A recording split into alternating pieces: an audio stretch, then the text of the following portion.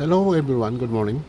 For today's video ay tuturo ko sa inyo mabilisang tutorial ito kung paano magkaroon ng iba't ibang fonts sa ating text post dito sa FB. So punta tayo sa What's on your mind.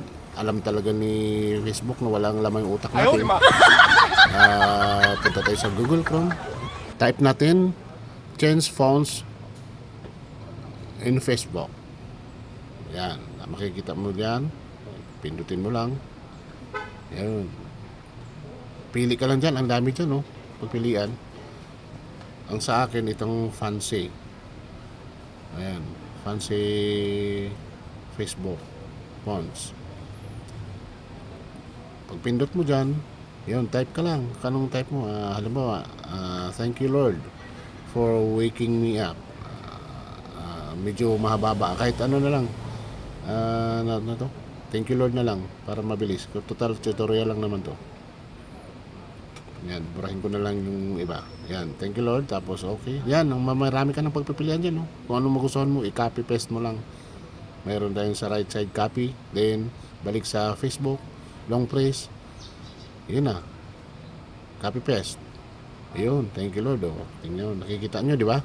Oh, wow! So, nadagdagan ng kunting kaalaman yung utak nyo. Kahit ano ilagay nyo dyan. Basta Google Chrome lang. Pagkatapos niyan, copy. Tapos, balik ka sa Facebook. Long press. Paste. Ayun na. O, di ba? Magic.